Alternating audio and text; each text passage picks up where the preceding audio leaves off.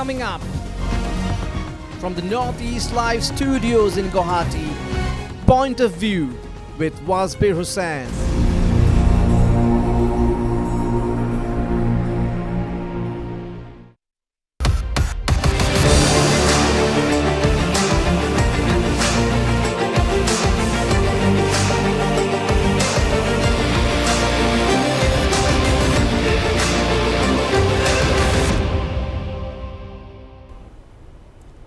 Hello and welcome to Point of View, the show that decodes the region and beyond. I am Wasbir Hussain. Bharat has become a global trend and India meets the world at every stage. Today, India plays a pivotal role in geopolitics and has succeeded in maintaining a delicate balancing act with big powers like the United States, China and Russia, and this while advocating for a multipolar world. As a member of Quad, India contributes to Indo-Pacific security, countering China's influence, and India's leadership in the global south through forums like the G20 and BRICS amplifies its voice on issues like climate change, trade and development.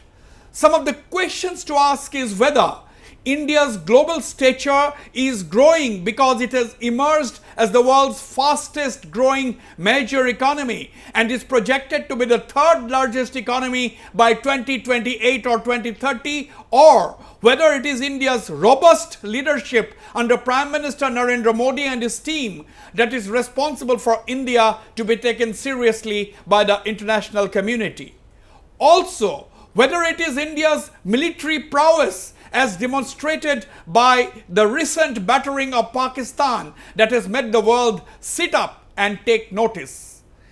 Before I attempt to seek answers from my eminent panelists tonight, I would also like to state that today, Indians definitely feel proud to see fellow countrymen being swiftly evacuated and brought home from trouble spots around the world, whether it is in Iran, Israel or Ukraine. That was not the case until some decades ago.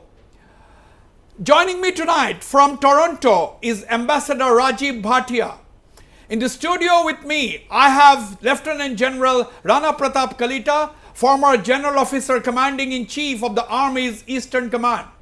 Joining me from Singapore is Dr. Ivan Lidarev, Asian security expert and visiting research fellow at the Institute of South Asian Studies in Singapore. And joining me from New Delhi is Dr. Swaran Singh, who is a professor of international relations at the Jawaharlal Nehru University and one of India's best known global affairs expert. Gentlemen, welcome to Point of View. Now, we are discussing today, as the topic suggests, Global Bharat, the big picture. Let me first go to you, Ambassador Bhatia, joining me from Toronto tonight. Ambassador Bhatia, I was asking the first question. India's growing stature, what are some of the reasons according to you? Is it India's economic power, economic strength? It has already surpassed Japan as the third, and has become the fourth largest economy, and by 2028 or 2030 it is going to surpass Germany and become the third largest economy, or whether it is the robust leadership of Prime Minister Narendra Modi, who has an absolute majority in parliament, or is it India's military prowess? Do you think these are some of the reasons why India is taken seriously today, or do you think otherwise? Thank you very much, Wasbir. It's a pleasure to connect with you. I would try to give you a bit of a North American perspective as well. Right. But fundamentally, I look at India from the Indian prism. I think the answer to your question is that there are at least four factors which are responsible for the growing international profile of India. First of all, as you rightly said in your introduction, it is the economic progress of the country. Then secondly, political stability at the central government. Third, undoubtedly, very charismatic and popular personality of our Prime Minister, Shri Narendra Modi. But finally, and very importantly, is India's expanding world view. there used to be a time when India was quite content to play through its foreign policy the role in its neighborhood and the dealings with the certain great powers. But now, through various policy subsets such as Look East policy, Look West policy, Central Asia, Indo Pacific, and now the Global South strategy, for India, the entire world is a stage. It stretches from Fiji to Trinidad and Tobago, and from Argentina to Uzbekistan. This is the most important thing, and you have chosen a very right moment to organize this program, because in the last few weeks, India has been heavily engaged in very many international events, and I'm sure we'll go into them in detail as we proceed further with this program. So thank you once again for conceiving it. Absolutely. Thank you, Ambassador. And you have written several important commentaries, and I had the privilege of reading several of them. I will come to that, Ambassador, in a while. Let me go to Dr. Swaran Singh in New Delhi, Professor of International Relations at the JNU. Dr. Swaran Singh, how would you like to address, what are your initial thoughts on the topic of discussion today, that India's growing stature? Thank you, Wasbir. I first of all wish to share that I fully agree with Ambassador Bhatia's assessment. What I can say in addition is that it takes a whole spectrum of several elements coming together to make India the way India looks today at international stage.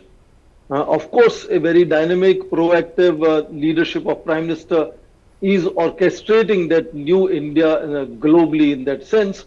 But it's also the whole civilizational ethos, the civilizational power that India has always believed in engaging the world and seeing world as one. And that was true even when we had, relatively less leverages.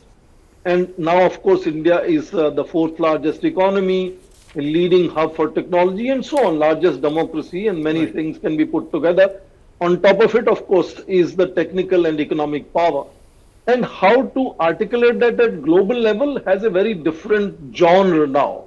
Let me say this in 30 seconds, that right from beginning of India's independence, there was a set of political elite that believed in dialogue, persuasion, and peace, which ruled us for almost the first 5 decades or nearly 6 decades.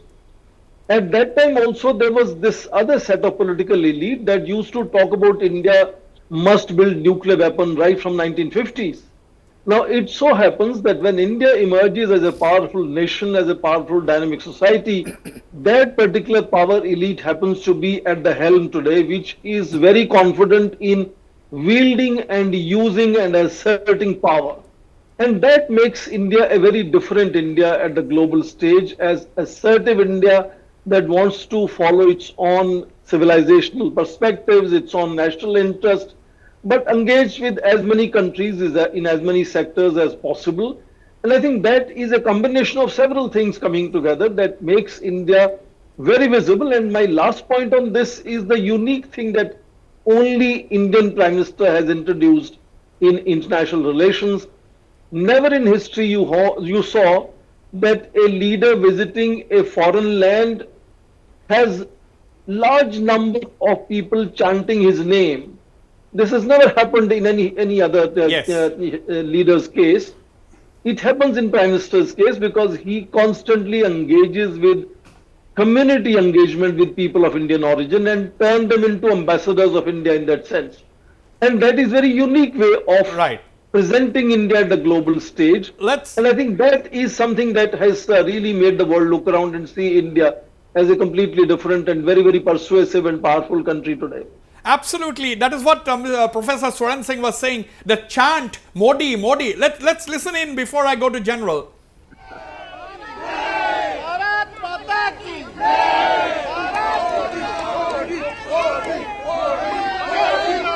See, Professor Swaran Singh, you very rightly said you very rightly said, in a foreign soil, the diaspora is so enthusiastic about the visiting prime minister. I mean, several of the Indians living abroad are now saying that our stature has gone up because of the prime ministerial visits, and then his interaction with the diaspora wherever he goes, so on and so forth.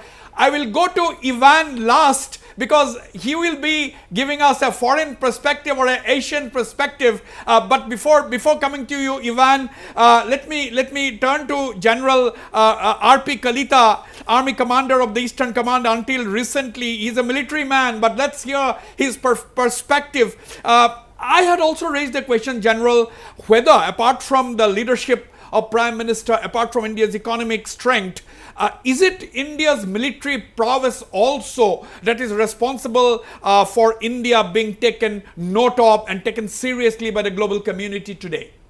Yeah, definitely, Wasbir, you are very right.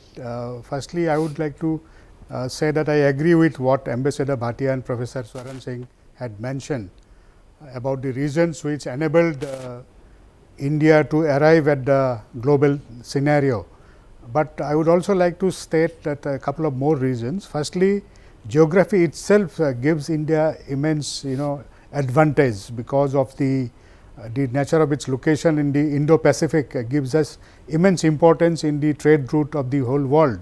So, that's geographical location is an advantage, and secondly, of course, the military power is a must, because to have internal stability or a stable border, so that our economy can grow or our diplomatic view or our global outreach can enhance. For that, you require stability within the country, and that can be provided by the military hard power.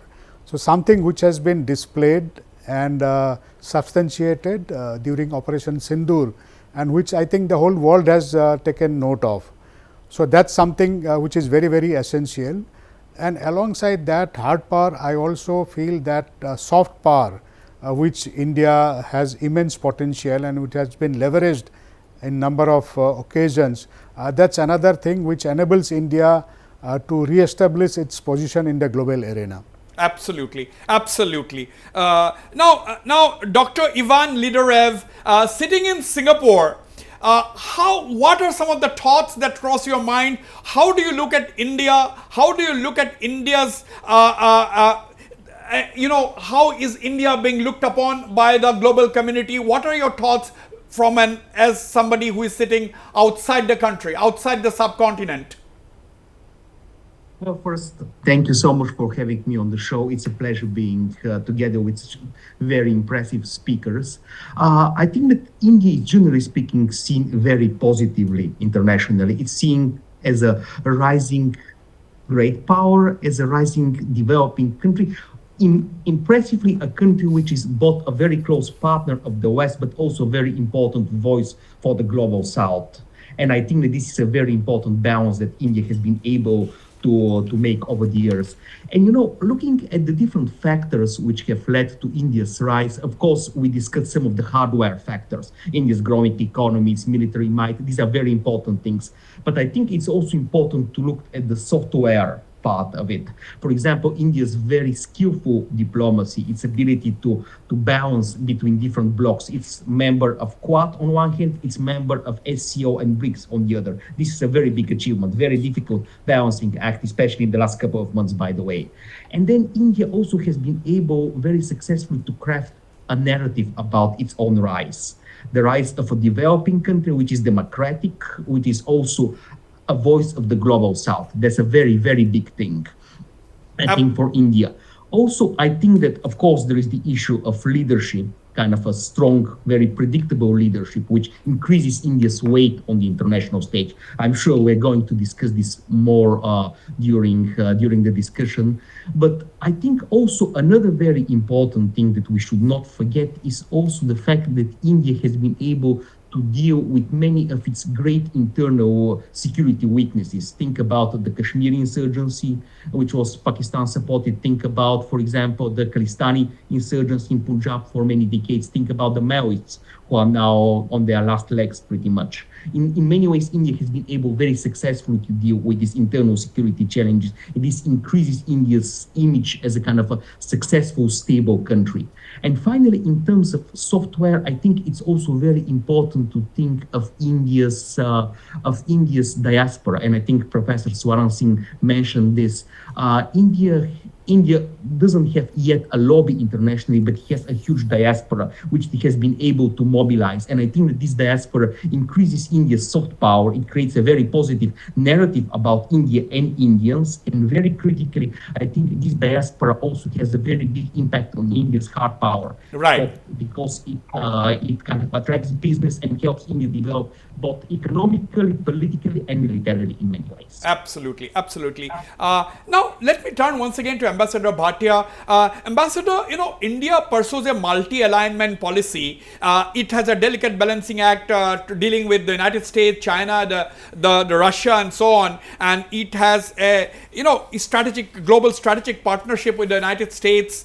At the same time, it is active in multilateral organizations, whether it is G20, whether it is BRICS, ASEAN, BIMSTEC, Quad, and so on and so forth. Now, apart from, of course, the United Nations. Now, what kind of an effort is necessary? Because this is something, we started with non-alignment as we grew after independence. Then we have diversified, we have expanded our reach into various platforms, various groupings. Thank you once again for a pertinent question. I think when the policy of non-alignment was crafted, it was a different world. It was a bipolar world where the world was divided into two camps, and India was among the few countries which devised the third way, ensuring independence and foreign policy. That era is gone. We are now in the present decade of the 21st century, where the multipolarity has been expanding, and this has in particular expanded further ever since President Trump took charge of the White House. So in this age, the policy of multi-alignment makes a great deal of sense. It is based on the supposition that in foreign policy there are no permanent friends nor permanent enemies. There are only permanent interests. And we have seen the wisdom of this policy vis-a-vis particularly China and the US.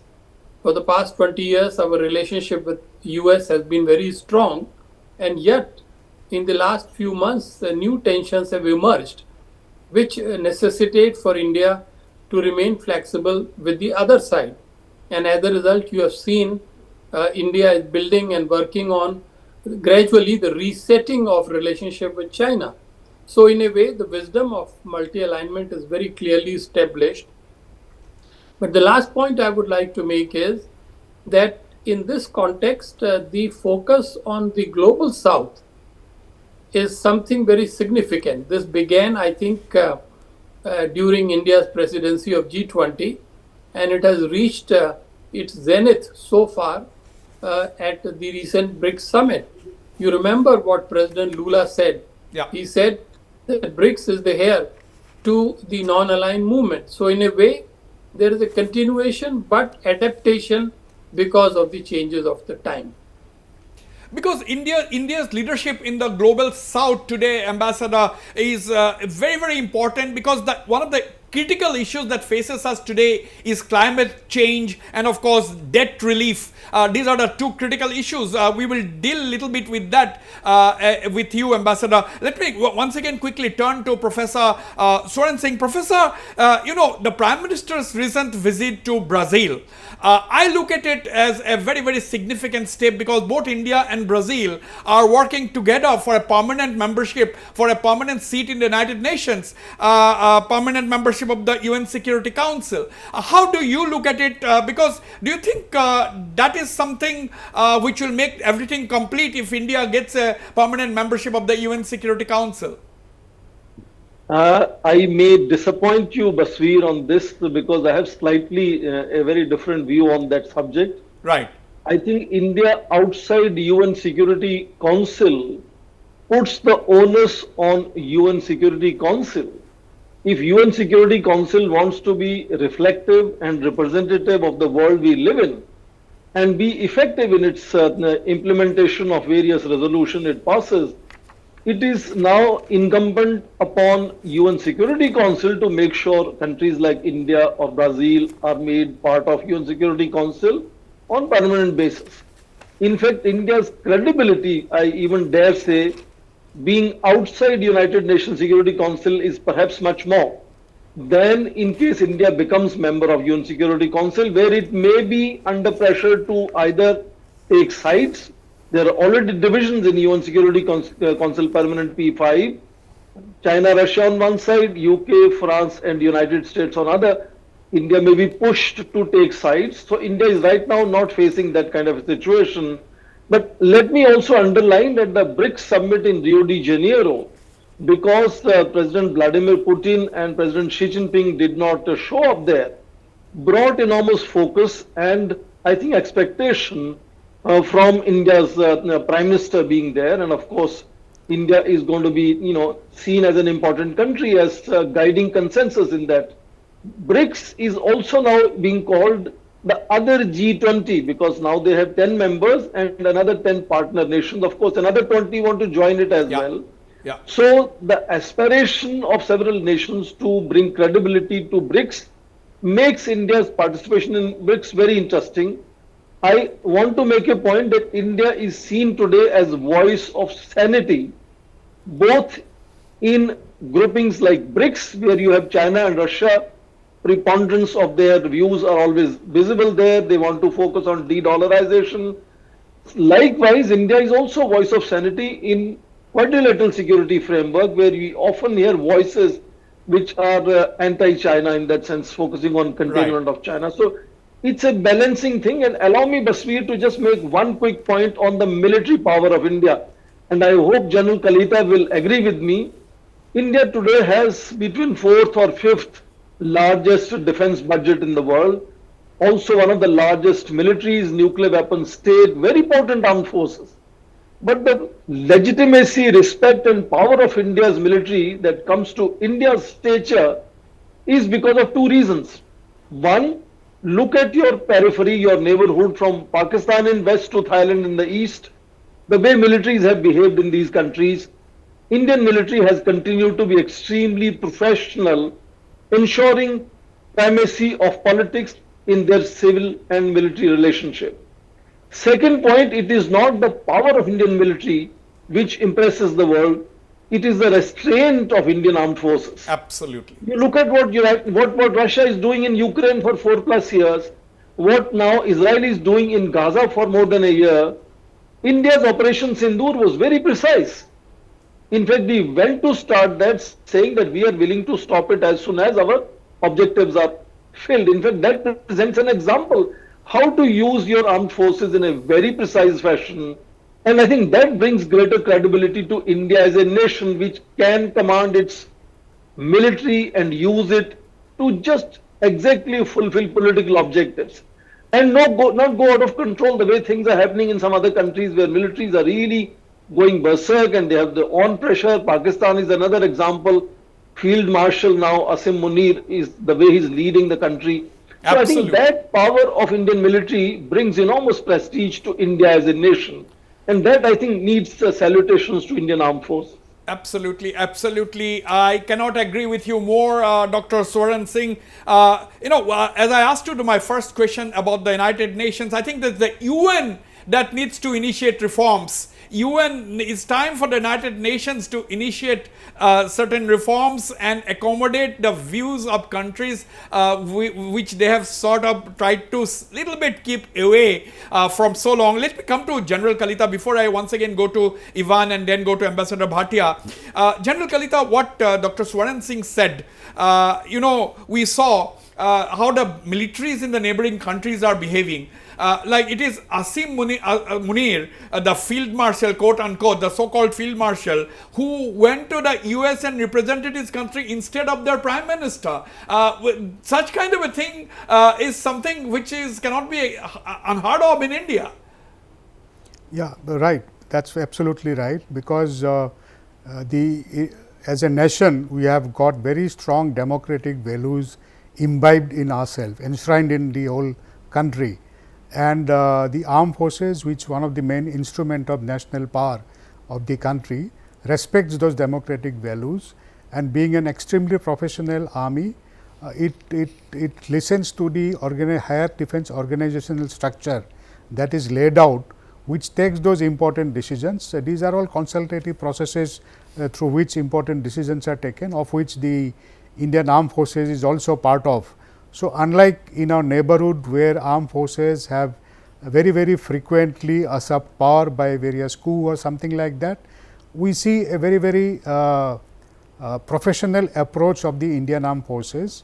And like Professor Swaran Singh had mentioned, which has been proved by Operation Sindoor, in the initial operation on 6th and 7th night, the terrorist infrastructure were stuck without any collateral damage to any other civilian infrastructure or even military infrastructure for that matter. Right. And when Pakistan responded by targeting our civilians in Jammu and Kashmir as also the military infrastructure, then also Indian Armed Forces only targeted the military infrastructure of the Pakistan state. So, it did not target the civilian infrastructure at all. So, that again highlights the professional approach of the Indian Armed Forces, which are also proven in various multilateral forums as well. In United Nations peacekeeping forces, Indian Armed Forces is one of the most sought after armed forces to be part of the various peacekeeping missions.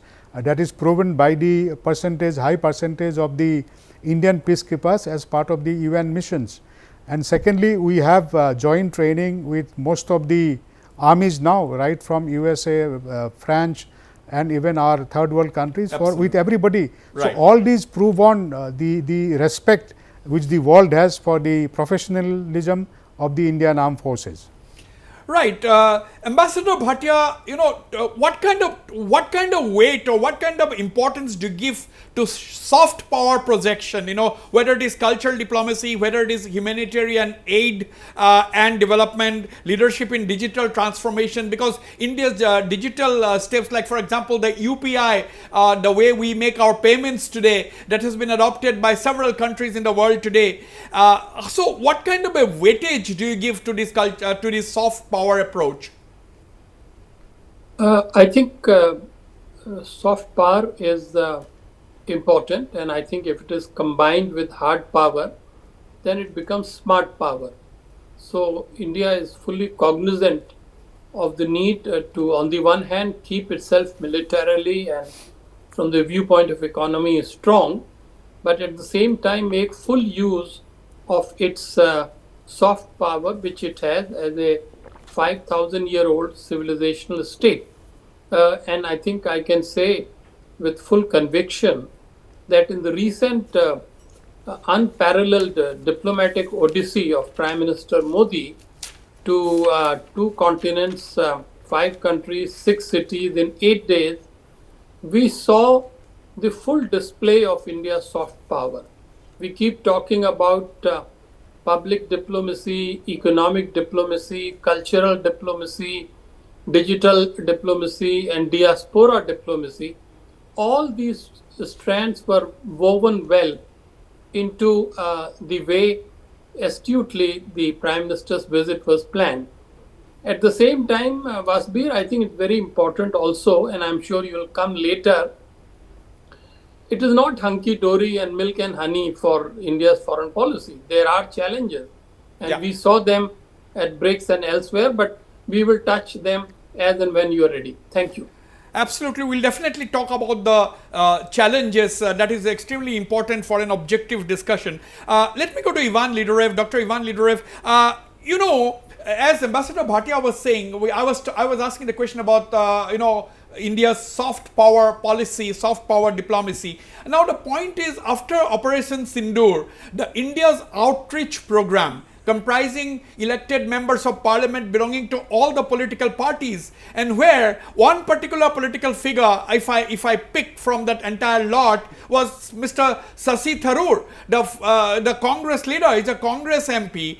But when it comes to national interest, whether it is Congress or whether it is any other party, despite the huge differences at home, I think the world stage, when it comes to foreign policy, I think the Indian political class has always spoken in one voice, and that was demonstrated during the outreach program after Operation Sindoor, when these MPs traveled the whole world. How do you view it? What are your thoughts, Ivan? Well, I think that obviously this was a very important show of national unity in a obviously difficult moment when India was attacked by terrorists sponsored by Pakistan, and also a moment of conflict with Pakistan. So I think that it sent a very good message. Also, very importantly, it sent a message that India cannot be divided along communal lines, because I strongly believe that one of the ideas of the co-terrorist operation was to divide India along religious lines. And you can see this, by the way, consistently throughout in the last 30, 40 years, terrorists trying to kind of create communal tensions between the Hindu majority and the Muslim minority in India. And this was not successful. You saw, for example, the reaction in Kashmir to the terrorist attack. So I think that the outreach operation by sending these diplomatic missions was a very important part of kind of shifting the discussion internationally away from the war, which had gotten too much media attention, and back to the fundamental issue of Pakistani support for terrorism. Because for many years, in many ways, Pakistan has always shifted the discussion, the international discussion, away from terrorism and toward regional crisis dynamics. Essentially, whether we are going to have a war, whether this war is going to become a nuclear war. And this has allowed Pakistan in many ways to get away from its support for militancy. And I think that in many ways, those delegations managed to refocus the international discussion. Also, it showed a great Indian ambition to reach out to many countries. You know, they sent delegations to many countries which are not great powers. They sent delegations to small Eastern European countries and so on. So I think it was a very good way to measure India's new standing as a more of a global power, not only a country that deals with the major powers such as the US or Russia, but also which deals with smaller countries, including, for example, important middle powers such as Singapore. For example, there was a major delegation here in Singapore. So in a certain sense, it shows the ambition of a rising India, which wants to be much more perceived as a global power. Right. We'll go for a quick break. Don't go away, viewers. When I come back, I'll go direct to Professor Swaran Singh and the rest of my panelists to carry forward this very interesting discussion on Global Bharat, the big picture.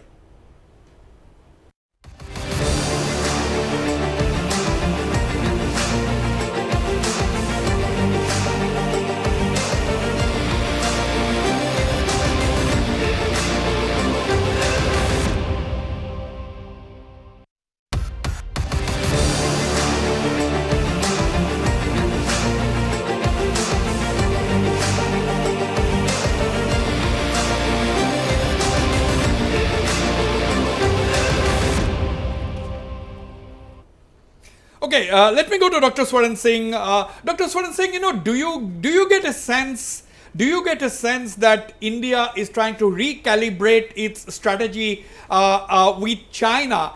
Because we saw a lot of heated cross talk between the United States and China over that we saw that trade war. Some kind of a thaw in that trade war appears to have emerged. We don't know how it pans out in the days ahead. Do you think that is one of the reasons, or do you think the geopolitics has enabled or rather forced India to sort of recalibrate its equations with China? Because, for example, the Chinese too are saying that, okay, we should resume direct flights between India and China that was snapped during COVID, so on and so forth. See, this question has been answered with far more clarity by Foreign Minister Dr. S. Jaishankar himself several times, including in his book, Why Bharat Matters, and of course also in the India Way. India fundamentally seeks to build much stronger developmental partnership with the United States, but at the same time manage, quote unquote, a relationship with the immediate large neighbor called China. And in that sense, the focus has been in managing and not immediately being very confident of resolving issues. And in that managing, India wants to not being seen as bandwagoning United States, and therefore very often India has to deal with pressures from United States, particularly during the first term of President Trump, and of course not yet, but could potentially again come back on India in that sense. But when you mentioned approach that India has vis-a-vis China, particularly from October last year when Prime Minister Modi and President Xi met in Kazan, and a whole new process of disengagement started. India believes in resolving the border issues first, and the language foreign minister uses is relations are not normal as long as borders are not normalized. And therefore, India has focused on disengagement, demilitarization of the border, and starting, for example, Kailash Mansarovar Yatra, which is border centric. Chinese, on the other hand, have a very different take on the subject. They believe no single issue should be allowed to hold the entire relationship hostage. And they want to open the entire relationship simultaneously. Therefore, they want to talk about trade, they want to talk about flights, they want to talk about every issue on the table, which is now how India looks at it. And therefore, certain kind of, I think, progression has continued. We will possibly see end of this month, 25th round of special representative talks happening in New Delhi as the Foreign Minister Wang Yi will visit. Right now, this Sunday, Dr. Jaishankar is, after a long time, after Galwan crisis, first time going to China to attend Shanghai Cooperation Organization Foreign Ministers meeting. So certain dialogue is continuing, trade is continuing, but there are issues where India and China really have to be very skeptical and cautious. And to that, let me add very quickly in about 30 seconds, the new kind of relationship that Chinese are building with Pakistan. What happened during the recent 3 weeks back Shanghai Cooperation Organization Defense Ministers meeting, where Indian Defense Minister Rajnath Singh refused to sign the joint statement, Yes. was very aggressive way of not mentioning Pahalgam, but mentioning Balochistan.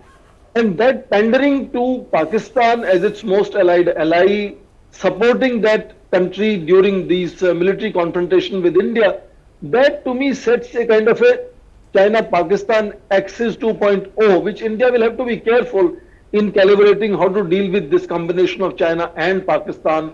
China is also holding trilateral meetings with China, Pakistan, Afghanistan, China, Pakistan, Bangladesh. Absolutely. India has to be really careful as to how to manage that relationship. But we, of course, have our own set of challenges with India-US relationship as well. Maybe we will talk about it in the second half of discussion. Right, absolutely, and we cannot also miss the fact, General Saab will agree, we cannot also miss the fact that China is using Pakistan to test its latest military hardware, because they're used in real war situations. Only this time most of their weapons were used in a real war situation during the recent clash between India and Pakistan, and they got a battering there, and there were question marks on the Chinese weapon system. I said that's a different debate. We'll not go into that. Let me go to quickly to, before coming to General and Ivan, once again to Ambassador Bhatia. Ambassador Bhatia, you talked about challenges. When we talk about global Bharat, the big picture.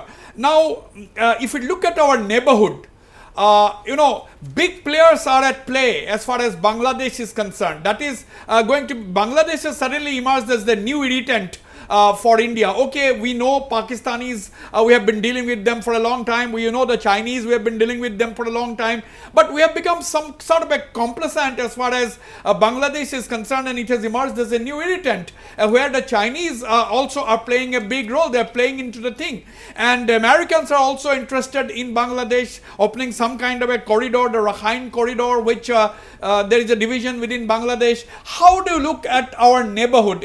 There is turmoil in Myanmar, there is absolute instability. People are coming into states like Mizoram, refugees, they belong to the same ethnic stock. It's a very delicate situation for India not to let them come in, because they are the same ethnic stock as the tribes people on our side. So how do you look at the situation in our neighborhood in view of the developments in Bangladesh and Myanmar?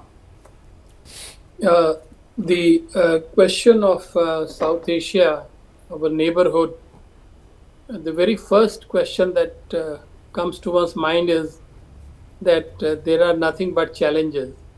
But that would be unfair to say that. I think there are challenges and there are very much potential for opportunities.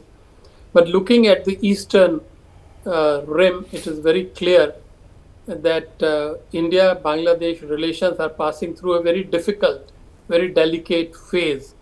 Uh, Bangladesh is under all kinds of pressure internally and externally, and the only way it knows how to release that pressure is to keep saying and doing things which annoy and irritate India.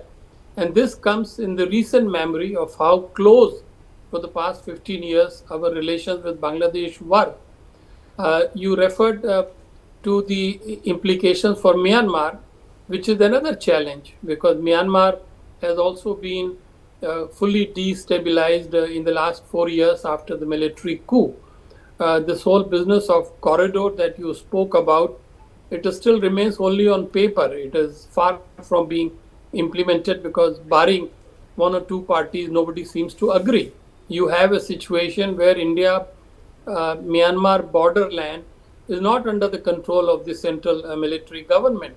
So, in a way, India has to be very, very conscious and cautious about its two eastern neighbors, Myanmar and Bangladesh. But I want to also bring in obviously the larger issues, which is the continuing challenge from Pakistan. No matter how strongly and loudly we say we have won the last conflict, Pakistan says the same thing. And the world, therefore, is a bit confused as to what really was the outcome. On top of that, there is China. Both our panelist General Kalita and Professor Soran Singh is talking about that. China will remain a kind of a permanent challenge for India's quest for a special niche or place in the world. On top of that, finally, we have to be very clear that some of the things that excite us are not going to happen. For example, reform of the UN Security Council. This has been on the agenda for a long time. We shall continue clamoring for it, but we know that not just the permanent members of the Security Council, but also many other entities in the international community are opposed to the idea. So we will have to continue our struggle. And on top of that, and this is my final point, Wasbir, on climate change, given the American approach today and the fragmentation of the G7, it is clear that the developed economies are not going to give too much money for energy transition, too much technology for energy transition. Therefore, India will have to learn to stand on its feet, which is exactly what India's government is doing through self-help, the strategy and approach on energy transition. Absolutely, absolutely. Now, General Kalita, we talked about the neighborhood. Now the point is 80% of Bangladesh's military weapons come from China. Chinese are arming the junta in Myanmar.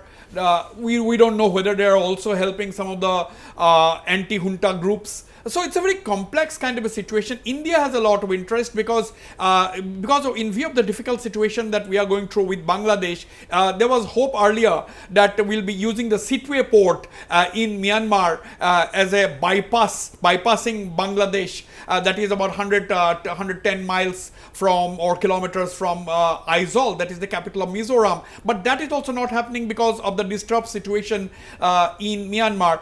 So how do you look at this emerging situation, and do you think things are going to stabilize sooner than later? See, one of the biggest problem what has emerged lately is the situation in Bangladesh, because prior to the coup, should I say, or removal of Sheikh Hasina government from power, India had a good relationship with Bangladesh, and things were looking quite positive. But after the changeover of power, since the time Yunus has taken over, Professor Yunus had taken over as the caretaker government. So, since then there has been rising firstly Islamic fundamentalism, then also release of some of the terrorist group from the jail, which are not in interest of India definitely. And one of the major issue which we face is the crucial Siliguri corridor, which connects the northeast towards the rest of the country. Because we see Chinese footprint growing all around the Siliguri corridor. They had been involved in lot of developments in eastern Nepal. They are trying to come into Bhutan, like in Doklam Plateau. They tried to come in 2017, leading on to standoff of 73 days. In northern Bangladesh, in Rangpur division, they are carrying out lot of infrastructure development projects. As also recently we know that it has been spoken about that they had a trilateral conference between China, Pakistan and Bangladesh. And we have also seen the increasing visit by Pakistan Armed Forces representative to Bangladesh, including the DG ISI who had visited some months back. And recently we also saw in the news that there are 3 Bangladeshi brigadiers who were probably from the ISI, and they had visited and then gone into the Ramu Camp, that is where 10 Infantry Division of Bangladesh is located, where probably they reportedly had met with some insurgent groups from the northeast as well. So, all these developments do not augur well for Indian interest, and particularly at the vulnerabilities of northeast. And recently we have seen that Kaladan multimodal transit project, which we had spoken about, that is still languishing. There has been, it is not progressing. Though I think yesterday only the Honorable Minister Sarbananda Sonowal had announced that by 2027 it is likely to get through, but that the road stretch between Paletwa and Joranpui, only 20 kilometers has been, some work has been done. Otherwise, that's still no progress has been made. So, these challenges remain. These are the challenges that still remains, and these are challenges that we will go back to the big picture before with Ivan, and I am coming to you, Dr. Swaran Singh, and then to Ambassador, and close this discussion. Ivan, do you get a sense that China is deliberately utilizing this opportunity to consolidate its string of pearls policy through investing and increasing ties, military ties, and helping in infrastructure development in Bangladesh and Myanmar, and trying to needle India's and create a new front in the eastern frontier of India. Do you get that sense? Well, I get the sense that China is trying to definitely strengthen its position in South Asia, and to develop different corridors to the North Indian Ocean. Does it want to use this as leverage against India? I think it does, although at this point I don't think that they want to pressure India too hard, because I think they are afraid of Indian reaction. Now they're trying to tow relations with India to some extent because of their own confrontation with the US, to some extent because they have economic need to economically engage with India. I think that they see much greater value now in the rising Indian economy than they used to do before. However, I think that there is also a bigger issue there, namely that South Asia is not sufficiently well integrated economically, and this creates a huge opportunity for China. So I think that it's very important for India to realize that unless it starts to economically and infrastructure-wise integrate South Asia, inherently China will start doing so. So I think that this is a very big challenge for India. And also there is the big question, how can India project power on the international stage if it has so many problems in South Asia? One of the big goals, I think, of Chinese policy is to get India bogged down in South Asia so that it cannot project power and rise on the international stage and in the Pacific. And I think that that's why they are cooperating so much with Pakistan. And I think they have also found a willing partner in some ways in the new kind of, let's call it, government in Bangladesh. Although I do think that India should not be too worried about Bangladesh, because I think that things there are in flux, and on the longer run, I think that things would start to shift back to India's advantage. But yes, it is true that Bangladesh's behavior in the last couple of months has been very confrontational and in some ways even a little bit immature, which is strange, bearing in mind the age of the people in charge. But that's how things are right now. Right, right. Two important points made by Dr. Ivan Leverett there. One is South Asia is not economically really integrated, and that is a challenge, and China is taking advantage of that fact. And number two is that China perhaps wants India to get bogged down with affairs in its neighborhood so that it gets its other focus is diverted and concentrated in this area. Let me go to Dr. Swaran Singh. Dr. Swaran Singh, let's take a case study. I'm going into the broad picture once again, away from our neighborhood. Now, take the case study of Russia and Ukraine. And India has been some kind of a traditional ally of Russia, and as a democracy, it cannot also ignore Ukraine, as our Prime Minister or our government has been trying to maintain a delicate balancing act even in this conflict between Russia and Ukraine.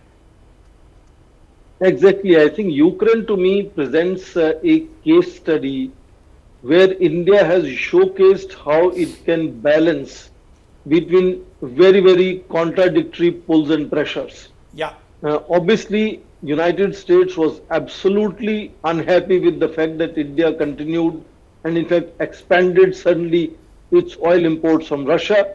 They wanted to toe American line and speak and condemn Russia, which India has not condemned Russia at all. But remember, India at the same time has constantly been trying to send humanitarian assistance to Ukrainians on the ground.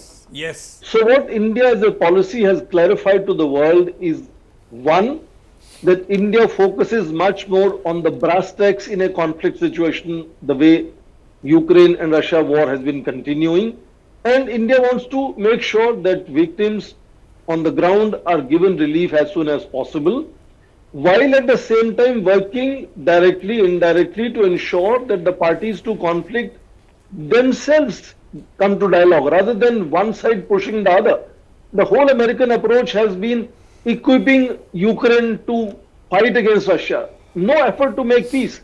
In fact, in the very first 3 weeks of February 2022, when the war began, there were dialogue happening and that could have perhaps led to certain ceasefire until you saw the Prime Minister Johnson from UK going to Kiev and telling that whole world is with you and we want you to stand up and fight against Russia, and we have continued to fight for 4.5 years now.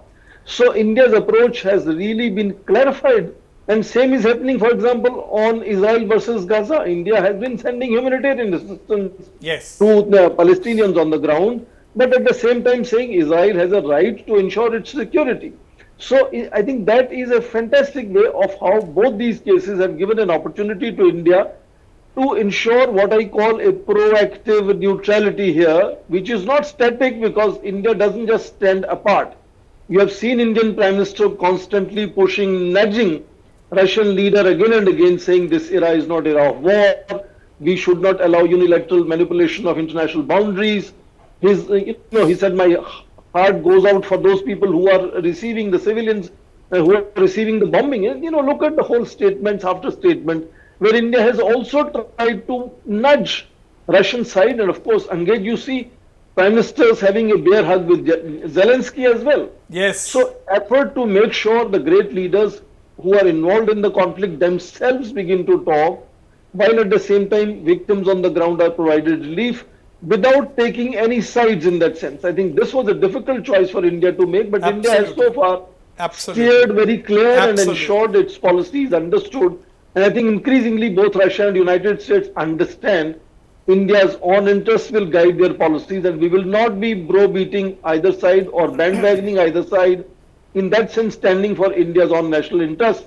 And I think that has received increasing recognition both in Washington and in Moscow. Absolutely. I quite like the use your coinage, Dr. Swaran Singh, proactive neutrality. Proactive neutrality. I really like it. Last word to you, Ambassador Rajiv Bhatia. Proactive neutrality is how Dr. Swaran Singh describes India's diplomacy today. If we take into account the case studies of Russia and Ukraine conflict, how India has been responding, as well as Israel and Gaza, how India has been responding. What are your thoughts? How would you describe the overall picture? We have got about 2 minutes, about 1.5 minutes to you, Ambassador. I have great respect for my dear friend, Professor Swaran Singh, but I have some difficulty with his use of the word neutrality. I don't think the Indian establishment uses that word anymore. I think, as you know, the standard stock answer is we are not neutral. We are on the side of peace, dialogue, and diplomacy.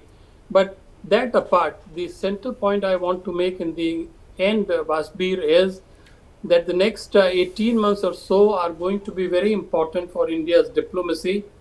And the reason is very simple. First of all, India is going to host the Quad Summit, and therefore India will have to track very clearly as to what is Washington's China policy. Much depends on that and our work in the Indo-Pacific. And secondly, India will have to shoulder the responsibility of leading BRICS in 2026. So Quad and BRICS being the two most important plurilateral groupings of which India is a member, India will have to navigate very carefully and astutely the various paradoxes and internal conflicts. And all of us who are involved in studying foreign policy of India and the way the world looks at India, we will have a very interesting time ahead. Absolutely, we'll have a very interesting time ahead. Really, India is going to host the Quad Summit as well as take over the leadership of BRICS in 2026, less than a year from now. And India's presence on the global stage is characterized, of course, as we have been discussing today, by a strong and growing economy, strategic diplomatic engagements, and increasing soft power influence. And by leveraging these strengths and addressing existing challenges, India aims to become a leading global power and a significant contributor to shaping a more inclusive and equitable world order. I'd like to thank all my panelists for participating in these very engaging discussions and the viewers for watching the show. Good night and goodbye.